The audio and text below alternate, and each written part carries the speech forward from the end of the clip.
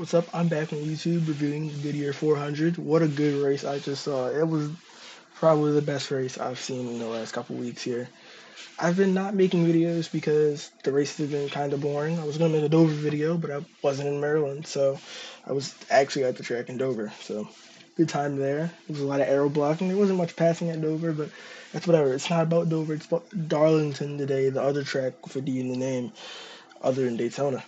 Uh, Good race. There was not much passing because it's Darlington and the dirty air, but that's whatever. We're going to get to that later. First things first, Chase Elliott. Chase Elliott had an okay day. I'm going to get into the drama later. Chase Elliott had an okay day. Chase Elliott would be in 30th at one point, lowest 30th, 31st I saw, and then he would battle his way back to 12th and would finish there. So that's good for the throwback number 9. Ford had a decent showing today. Now, it wasn't the greatest, but we did see the 4 of Josh Berry finish in third place today. That is a short track racer. That is a guy saving his tires. That is a driver finishing there in fourth place in a Stewart Haas car. That may not be there next year. He's proven why he should have another Cup Series ride, or maybe he'll be back at Junior Motorsports next year in the Xfinity Series. Who knows where Josh Berry is going to be next year? But it probably won't be Cup racing, and if it is Cup racing, it's not going to be for anybody good.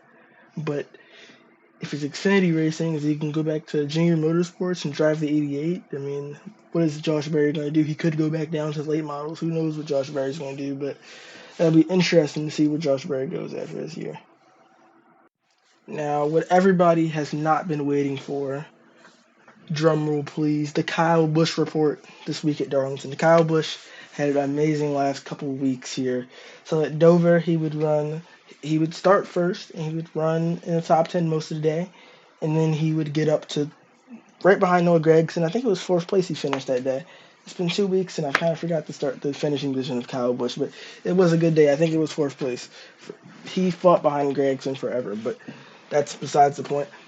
Now, today, he didn't have a decent day at all. Then Kansas, he had a decent day. He spun out late, but he did come back and have a decent finish. Now, today, it was bad. It was completely missed for Richard Childress Racing, whatever they are at this point.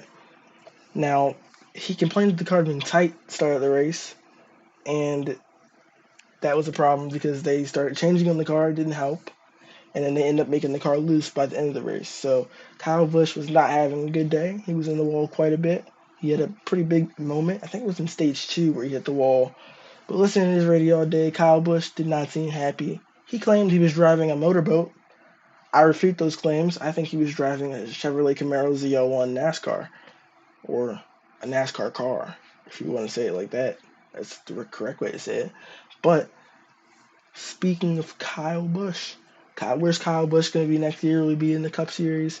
My speculation is Kyle Busch will be retiring pretty soon from the Cup Series. Unfortunately, his favorite driver here, but I'm not sure how long Kyle Busch is going to be in the Cup Series, given that I don't think he likes this car that much. I don't think he's on the best spot in his team he's on. I could make a whole video about where Kyle Busch could go, but I can see Kyle Busch after maybe 2 or 3 more years of the Cup going full-time somewhere else, like Xfinity or Trucks, maybe 2 years.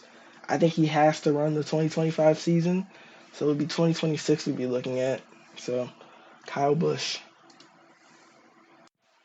Well, a driver who had a good race today started second, Brad Kesloski, your eventual winner. We'll get to what happens to Brad Kesloski in the closing laps of this race. But Brad Kesloski would restart with about 30 to go, a little bit less than that, and he would race side by side with Tyler Reddick for, I'm not sure how many laps it was, but it was very thrilling the way he was racing Tyler Reddick. He was on the bottom lane, Tyler Reddick was on the top lane, and they were battling it out, during each other just a tiny bit, giving each other little to no room. But in the end, Brad Kesloski would have to back out because he kind of ran Reddick into the wall, and I think that might have pissed Reddick off. Now, Tyler Reddick had led most of the day. He had dominated most of the day. Tyler Reddick led most of the laps today. He was always up front and very dominant. He lost the lead late to Chris Buscher because Brad Keselowski, Chris Buscher's teammate, made a mistake and put him in the wall trying to race him aggressively. Now, anybody who's raced the next gen car, or not raced it, but has watched this next gen car over the last couple of years, who knows that passing on the bottom lane is not an easy feat. Now, I did not think Brad was going to make that pass, but what would happen for Brad would be a whole lot more beneficial than a pass. Now, Chris Buescher would make a thrilling three wide move on the front straightaway under both of them, and he would pass both of them and clear them very easily after they got in the wall. Now, after that, Brad Keselowski would fall back about a second from the lead, and then he would trail them, and he would close that gap over the next couple of laps, closing up to the 45. Now, the 45 at one point caught the 17, and the 17 he was not giving the 17 enough room. He ended up dive bombing it into the corner and putting the 17 and him in the wall. Now, I didn't think the 17 was hurt too bad, but the 17 had a flat tire or something. The 45 also had a flat tire, flat left rear or right rear tire. I think it was right rear, but one of the two.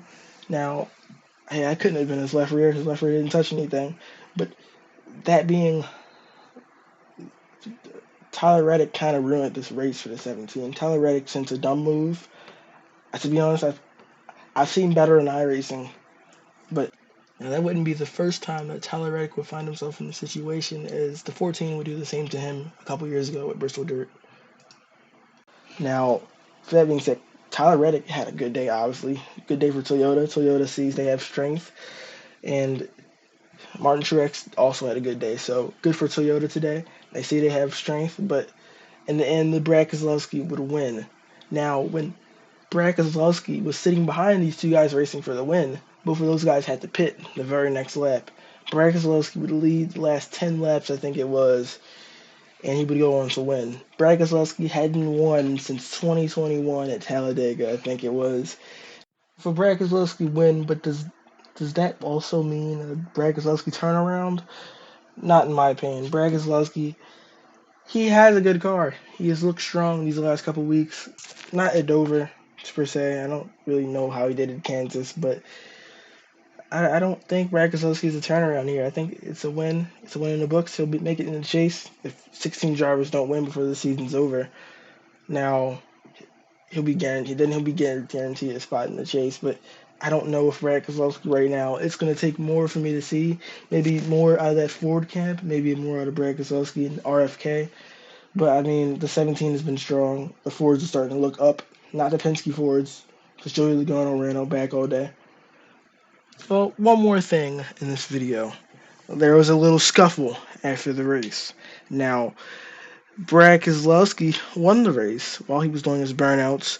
His teammate and employee, Chris Buescher, went up to Tyler Reddick's car and gave him two arms. He didn't punch him or anything. He just grabbed his arms. Tyler Reddick wouldn't roll any punches or anything. They would both act calm for the most part. Now, the 17 and Chris Buescher was obviously pissed at Tyler Reddick, but it was a okay confrontation, I guess. He said, "This is war." Tyler Reddick said it wasn't his fault. He messed up. But I mean, in a situation like that, I mean, he's going for it. He's not really thinking about the other guy's race, but I see the frustration from both sides, and I understand why Tyler Reddick did it. And I know he probably didn't mean it, but I mean, it's whatever. It's NASCAR. It's just gonna happen. Well, I'll see you guys next week after the All-Star race. I'll probably make a video on that, or I'll make a Dover-related video of some sort. I want to make a video next week, but the All-Star race is the All-Star race. We got some interesting things coming up tomorrow. I might do an All-Star race preview. How about that? Yeah, maybe that'll be the video for next week, but I'll see you guys in a couple days here. Thanks for watching.